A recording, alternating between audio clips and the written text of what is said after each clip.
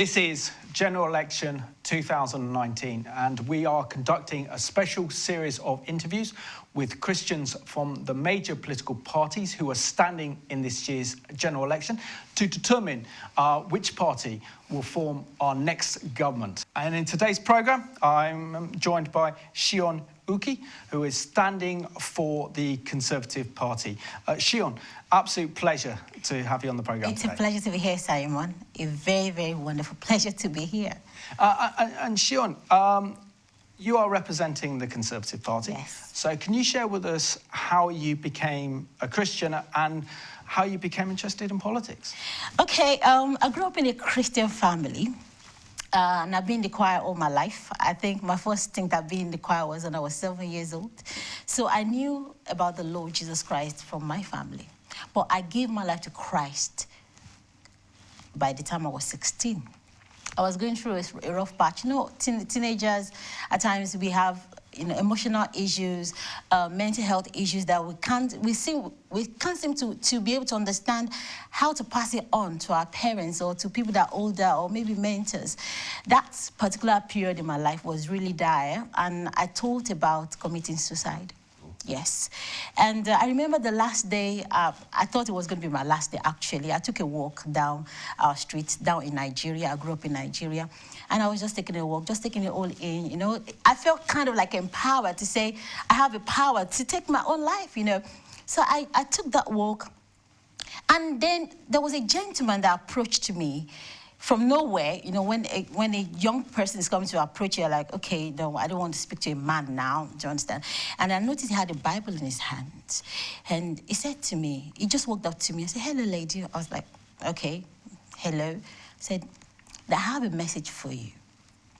That the Lord said, what you're thinking of doing, don't you dare do it. I have a plan for you. I'll take you through, but you've got to make a choice.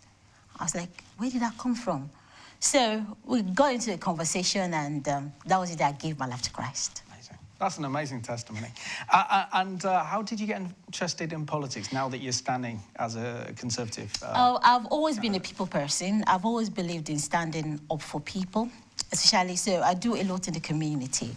I work with my local politicians because I want them to be able to have the ground floor chance to connect with people, because I'm a people person. People talk to me. I know what's going on around. So I do go out with politicians to just, okay, give ideas on what to do. I arrange different community projects, which targeted at young people, at women, at girls. I work in schools. So when it was going to be a time, I relocated to a new place, Dartford, and then I contacted the Conservative Party there. That, you know, like, I know it's mainly a very, very white leadership for the council. And I know that because of the grammar schools, there were a lot of ethnic minority people coming in. And there's an opportunity to actually be a part of what is going on. So I contacted the Conservative Party to say, I want to get involved. How can I support you? How can I be a part of what you're doing? And that was 4 years ago. I started supporting my mayors. You know, we did quite a bit of things together. And so last year, when it was going to be the local selection, I was approached that, Sheun, you'll be doing a lot. We know you have a voice and people listen to you. Why don't you go ahead and represent them at the next election? I said, okay. So I spoke to my husband. I said, okay, this is coming up. He said, yes, it's what you do. It's standing up for people. Leadership is all about people. Leadership is all about caring. Leadership is all about having that listening here and having the skill set to be able to deliver and making sure you don't get a no until you don't succumb to a no until you get the yes. So yes, I put in to do that at the local election. It was a good one because it gave me opportunity to listen, all the canvassing sessions, things that matter to people, you know, things that can make a difference to young people, to women, to men, to all the important things. And that was how I started my political career. So it was more about being on ground to be able to support and to help and to be the ear and the voice of the people that made me to start standing for political office. Excellent. Well, good for you. And this general election is so critical for the future of the United Kingdom. In your opinion, what's at stake? Oh, a lot is at stake. Now, our democracy is the first thing that's at stake. I have heard a lot of people complain that some people voted Brexit, some people voted Remain. And if democracy were to go back to democracy, somebody is going to win and somebody is going to lose. Now, if over 17 million people said we need to leave the EU because we asked them, right, then we need to deliver on that. When we deliver on Brexit, then we can move on to a lot of very, very important things. We are kind of like at a standstill right now. Some parties are saying, no, we need to ditch what people said. Some parties, like Labour wants they want us to go to 2 referendums within 1 year. That's going to scatter a lot of things. See, if the people's voice says we must leave, then we have to deliver on that. So we need to deliver on Brexit because that is what the majority, so over 17 million people, voted for. Now, I come up with this, people ask me, what about the people that voted not to leave? And what I'm saying to them is, yes, we have over 50 million people that says don't leave. But because leave already won, how do we work it out so that it works for everybody? But the majority of the voice carries the votes. And so Brexit needs to be delivered because we need to focus on growing our economy the more. We need to focus on all our relationships. We need to focus on growing businesses. A lot of businesses are already, at a stance. They can't make a lot of decisions because we decided we wanted to leave the EU. We need to deliver on that. Lots. And moving on to one other issue that has really dominated this year's general election, Sheun, and that is the issue of anti-Semitism or Jew hatred. We've seen the intervention by the chief rabbi himself, making an unprecedented step by warning, for example, that the soul of the nation is at stake in this election. And if Labour gains power through this election, he says that Jeremy Corbyn is complicit in prejudice and is unfit for office. And the Jewish community, who make an incredible contribution to this nation, are extremely scared and anxious about the prospect of a Labour-led government by Jeremy Corbyn. What are your thoughts on the issue, and what is the Conservative Party doing to reassure our Jewish community? It's absolutely disgraceful that in the 21st century, a party, a modern party, could go on and on about hatred of the Jewish people. And I think they should have called it out even more than that. So as the Conservative, we've had amazing partnership with the Jewish community. And this is our promise to you, that when we are in government, we will make sure that we protect you and be the party that makes you safe right here, wherever you are in our union. Right, regarding another big issue, which is the other big issue dominating this election, and that's Brexit, and you touched upon it earlier, Sheun. For example, what is at stake and what is Boris's plan? So your plan in your manifesto is to implement Brexit, and if you get majority, you can do that, but how will you implement Brexit? Okay, for my constituency, it's actually majority Remain, which also is bringing a bit of challenge there to say, because I'm going to be the voice of the people. But with what is going on here, when we do deliver the Brexit, because we cannot, the parliament has been hung for a while. We need to move the nation forward, and a majority conservative government is what's going to deliver that. Our manifesto is family focused, which I'm excited about. Education is the fabric of the society. And the first thing we're going to be doing is investing a lot in education. Over 33 billion that will be invested in education. And why is that important? In Popular Limehouse, there has been a very big issue on education, on children being able to read and to learn. And there's a massive divide between the very, very rich and the very, very poor in that. There's need for there to be that social mobility, and it is all about education and life skills. And part of what I hope to deliver as the Member of Parliament for Poplar and Limehouse is to make sure that we build the divide. I'm already in discussion with a few organizations that are willing to direct apprenticeships at that community. We have Canary Wharf. We need to build partnerships. We need to build leverage. We need to what I'm looking to do is to make sure that the education that we have is applicable to the children, and there's support also for the parents, because we have over 33% that of Bangladeshi community, and some don't really, I think part of the community do not speak English. So to support children at home may be a challenge. So some of the things that we're looking to fund, and my goal is to make sure I have a fair share of the National Promised Fund, is to make sure that we have volunteers or skill sets, programs to help the students and to make sure that we help them enough to be able to compete. Now, we live in a very, very competitive world. If you're going to compete with all the global minds, our education has to be top of the game. So one of the things we're looking to do is to do massively on education, focus on the young people, and also help women into businesses. You know, as a Conservative Party, we believe in taking personal responsibility. And one thing that we've been able to do over the last 9 years in government is to make sure that a lot of people have gone back to work, right?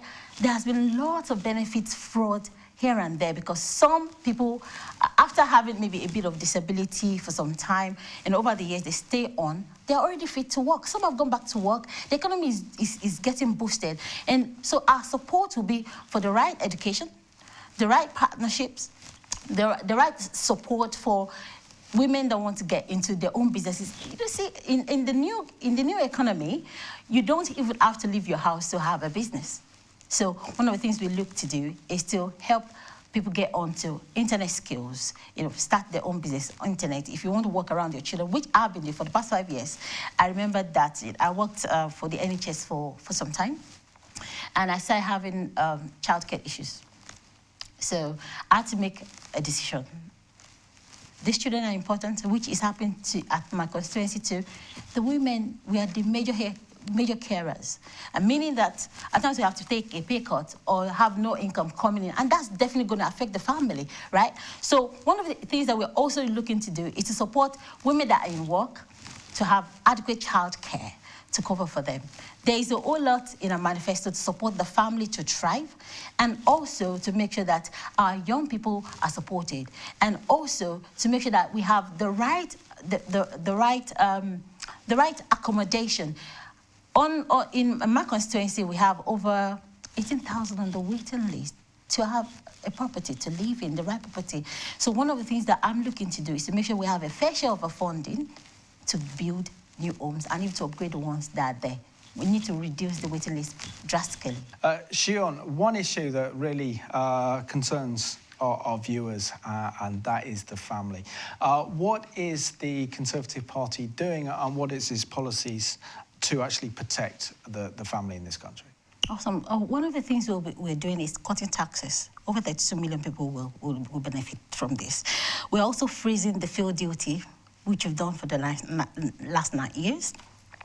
We'll be introducing the new national minimum wage, which is increasing to about $10.50. That's going to put more money in the pocket of people. We will not be increasing the NI.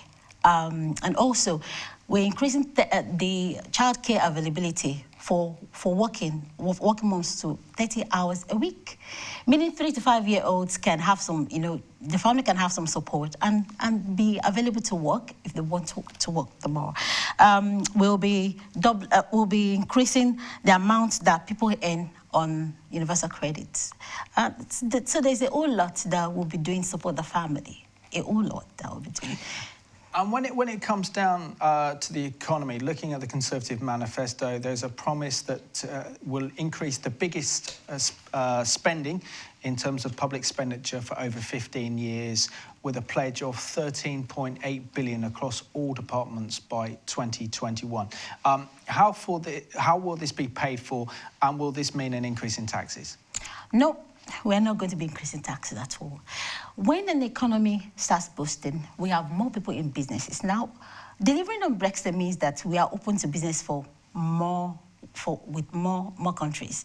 Now, we are in the EU, 28 partners. But just imagine what it's going to be like to have partnership with 195 other countries.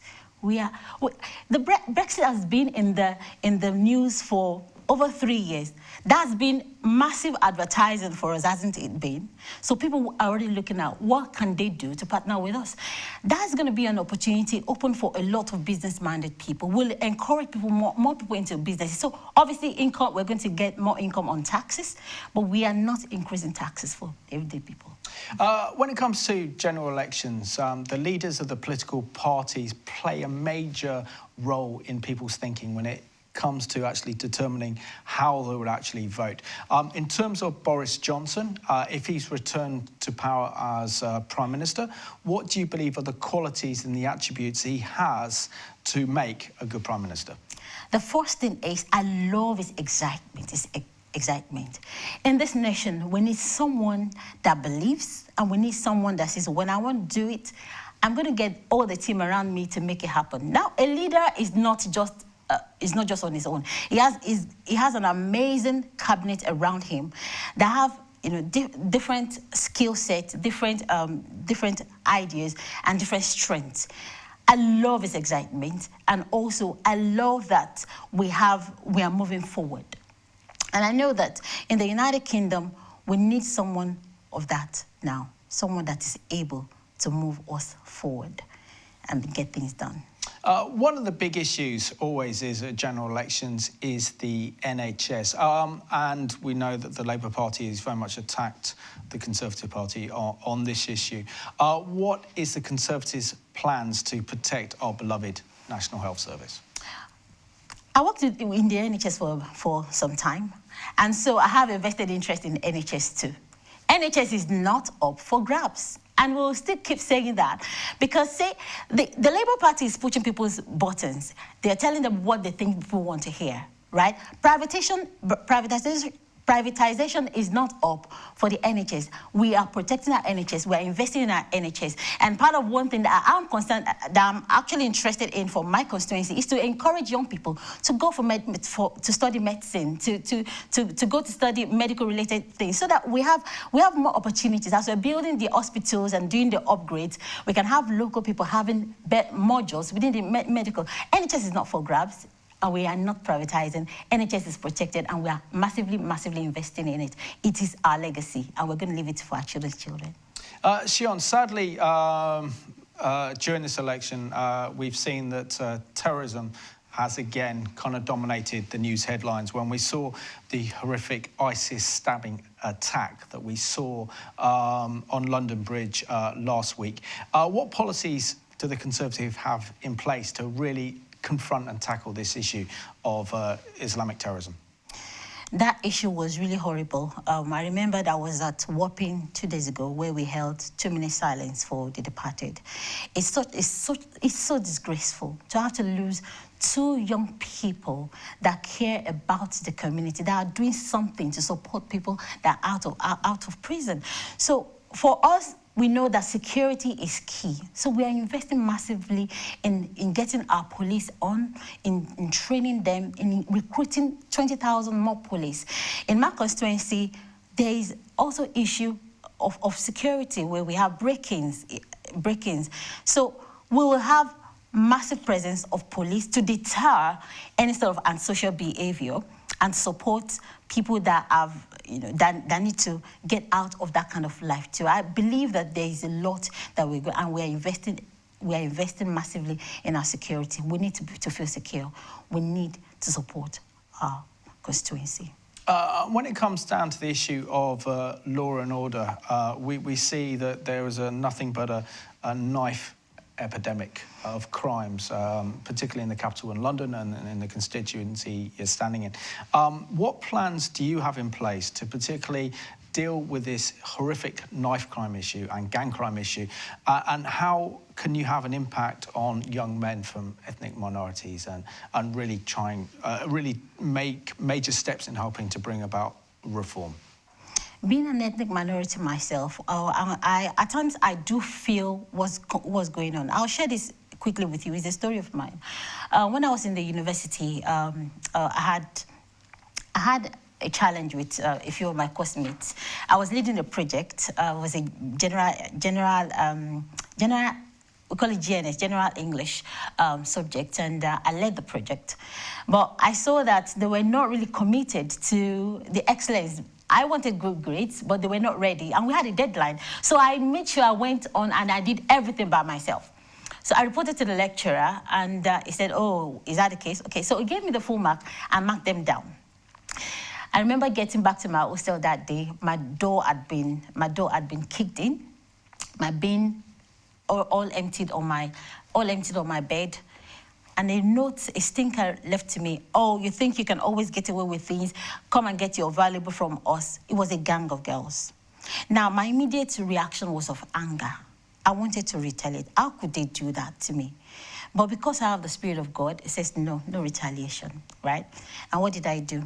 I needed a place to vent that anger. So I took up taekwondo. Okay.